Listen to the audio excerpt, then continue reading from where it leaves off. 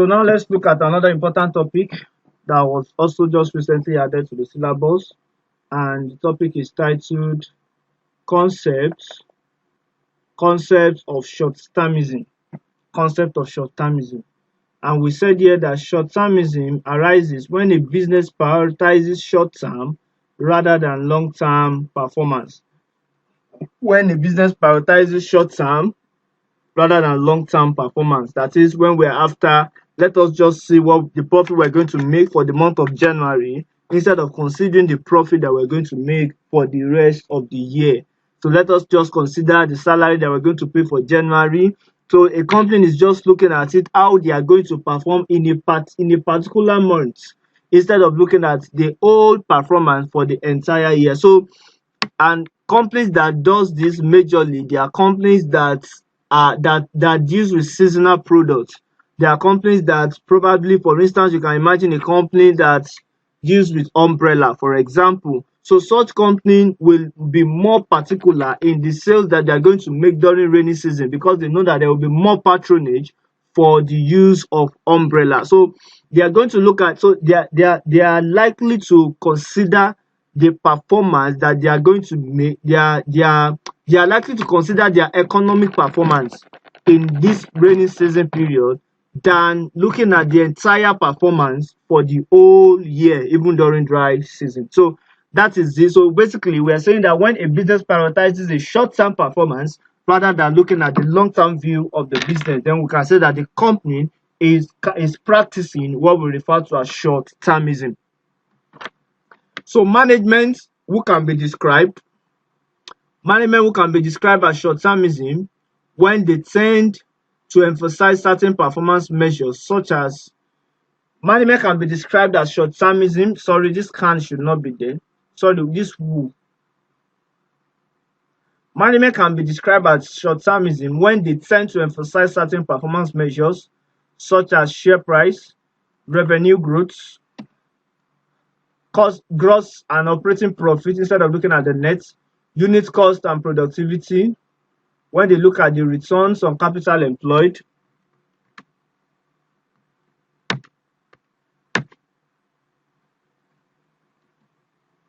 gross and operating profit, unit cost and productivity, return on capital employed. So a company that is looking at just all these ones alone, we can say that they are practicing short-termism. Instead of this capital employed, return on capital employed, instead of them to be looking at the shareholders' worth or shareholders' value.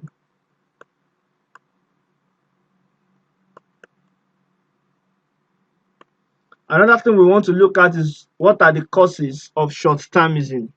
What are the causes of short-termism? Number one of the major causes is that public companies are often under pressures of investors who expect short-term outcomes.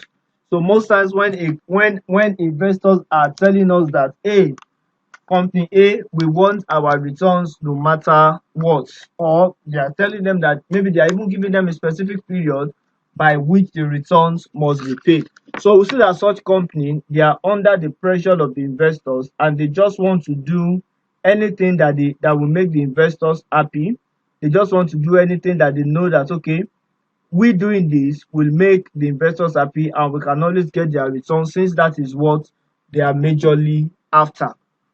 So another thing that causes short-termism, is that factors contributing to short-termism behavior of investors include new technologies, globalization of financial markets, reduced trading times and transaction costs, market volatility, constant media scrutiny of market conditions, with an emphasis on the short-term performance indicators and the increasing roles of institutional investors. We see that when investors look at all these things and they see that they are in the favor of the company, then they are likely to demand for their returns as early as possible, because they know that the company is making much money, the company is making substantial amount as profit. Then that means they will want to tell us that they want their profit as early as possible, and they can even increase the returns that they want on their investment. And if they are the major shareholders, if they are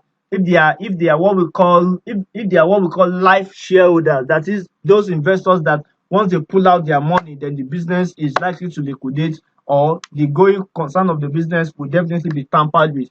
If it is those kind of shareholders, the company will have no choice than to consider than to do everything within its might to make sure that the return is maximized, and as a result of that, they will just be focusing on the short-term goal, which is paying the dividend of these shareholders. So another reason why, another thing that may lead to short-termism is that shareholders may execute their pressures on the company by shortening the tenure of executive and influencing their remuneration scheme. Fourthly, public companies' communication and reporting practices often amplify the short-termism problem, such as issuing earnings guidance and frequent financial reporting obligations make executives excessively focused on meeting the market short-term expectations, notwithstanding the long-term value of the company. So because the job of the executives are at stake, definitely they will just want to meet the short-term goals of the business instead of focusing on the short-term goals, which is sustainability. What are the consequences? What are the consequences of, or the effects of this short-termism? Number one, the main channels for the negative impact of short-termism on the company's performance include shortening of the CEO's tenure, reduced investment activity of the firm, and neglecting human capital. Secondly, econometric analysis shows that stability of management positively influences companies' profitability and market capitalization. Another thing we also need to look at is that an increase in investment expenditure improves companies' long-term performance. However, in the short-term capital outlay, it leads to a decline in the share price of a company. When the company is just focusing on the short-term goal, eventually you will discover that their share price will be nowhere to be found, because definitely their profits will be tampered with if everything they are after is just settle the shareholder, settle the shareholder, settle the shareholder.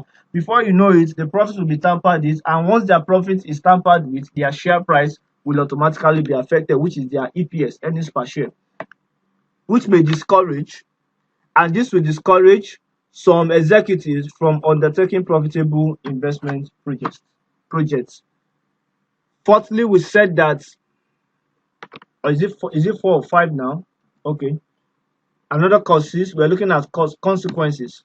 Another consequence is that there are two channels through which the CEO's tenure influences the performance of the company. One, direct positive impact of the executive experience, and secondly, indirect impact of the CEO's tenure through a positive effect on investment activities, which improves the long-term performance of the company. We see that this thing also, it will be affected, and of course, if the impact of the CEO is not felt in a company, there is no way a company can make substantial profit. Consequently, the worldwide tendency of shortening the CEO's tenure has to be assessed negatively. So, as a possible consequence, other more longer-term measures of business performance might become less important, such as market share, quality, innovation, brand reputation, development of employee skills and experience, social responsibility, and sustainability. Social responsibility and sustainability. So now let us look at, so another thing we also now need to look at, we want to consider the methods of creating long-termism. Let's look at the methods. Let's look at the methods to create long-termism. The syllabus also said we look at the method to create long-termism. Now, according to a fascinating new study in the Harvard Business Review, companies can create long-termism if they want to. Yes. The study identified 4 ways that businesses can create space for themselves. So let us look at ways by which a company can create space for themselves, how they can really look at this, because really in the business, long-termism is very important and is futuristic. And if we really want to build a system, if you want to build something that will last longer, if you want to build something that will stand the test of time, then you should be considering long-termism rather than short-termism. Why? Because short-termism will only settle immediate bill. Short-termism will short-termism will only protect the interest of few stakeholders at the expense of many. So if a business will really stand the test of time, if a business will really grow, if a business is really after the going concern, a business should be talking about creating long-termism, which is the long-term goal of every organization. So now we want to see what are the methods by which a company or an organization can create long-termism. And number one of the ways by which a company can create long-termism is to have a great story to tell. Have a great story to tell. So for instance now, if a chief executive has a compelling narrative, investors will buy into it. If the business is all about conquering new markets, creating new products, or pushing into new territories, and it is exciting and convincing, then shareholders will become enthused. That is enthusiastic, from the word enthusiastic. So what we're saying is that if a chief executive officer or a CEO or a CFO, for instance, if you want to bring in investors, you want to raise funds and you want people to buy into your vision, you should be able to have a great story to tell. And one of the things that the investors will look at is that, let us look at the territory these people are pushing into. Let us look at what they intend to gain. Let us look at the things that they want to raise. Let us even look at how competitive is the market is. Let us look at what are the chances that they are going to succeed in the new market they are pushing at. So as a chief executive, you should have a great story to tell. You should be able to convince them that it is worthwhile for them to bring their money into the business and to invest. So if there is a great story to tell, definitely investors or shareholders, they will be willing and they will be enthusiastic to invest in the business. Another thing that is important in creating long-termism is that you have to be realistic. A company has to be open with its shareholders and not sell them pipe dreams. Don't tell them something that you know that it is not realistic. Don't give them what you know that you cannot achieve. Don't give them what you know that you cannot achieve, and don't tell them stories that cannot stand the test of time.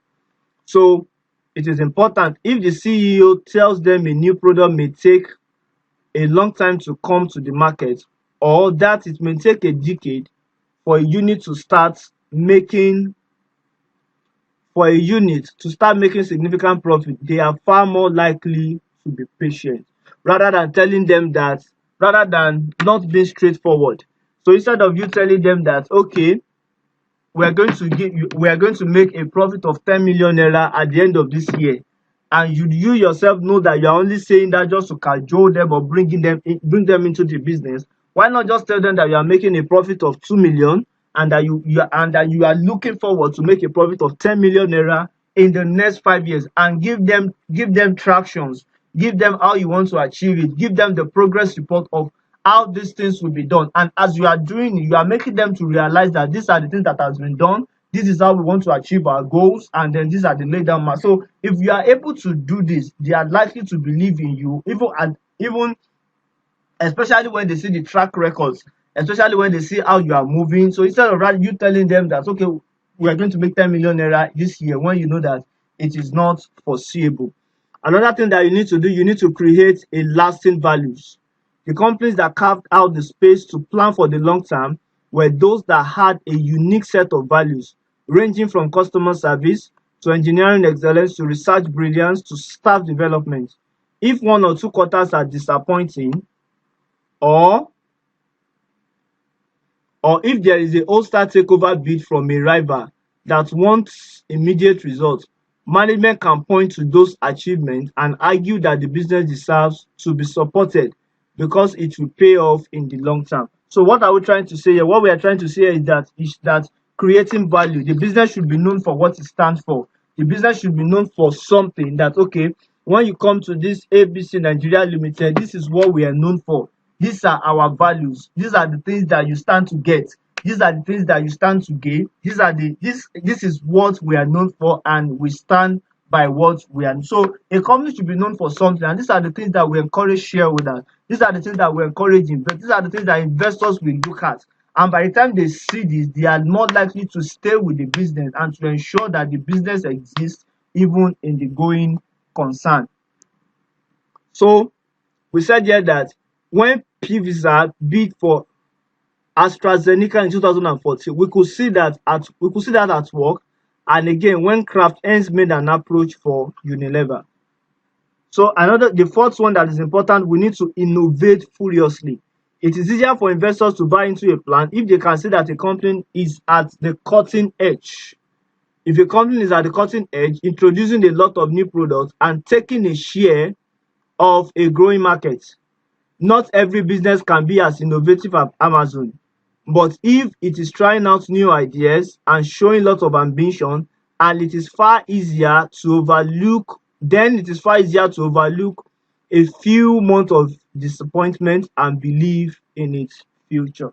So when shareholders see that a company is innovating, when a shareholder sees that, okay, a company is even striving their best to get to the top, even though they are not at the top at the moment, but they can see that enthusiasm, they can see that drive, they can see that passion, they can see that strive in them for them to get to the top, they will definitely believe in them. Yes, of course, they might not be as innovative as these big companies, but definitely when they see that, okay, this company, they are even trying, they are bringing up new ideas, this company, they want to stand out, they have ambition. So definitely investors will be willing to stay with that kind of company, and with that they will even be willing to build long-termism with them rather than painting a picture that is not realistic for them and that is not likely to stand the test of time. So it is important to be innovative as a company if we really want to build long-termism. So if shareholders see that we are innovative and they see that we are doing everything within our capacity to explore our world, to make wave in wherever we are in the kind of sector or in the kind of economy we are thriving, they are more likely to believe in us, and then we're more likely to push forward. So basically, like I said, four things are important for us to create a long-termism. Number one is to have a great story to tell. Number two, we have to be realistic. Number three is that we have to create lasting values. And number four is that we have to innovate furiously. So those are the four things that are important in order for us to create long-termism. Thank you.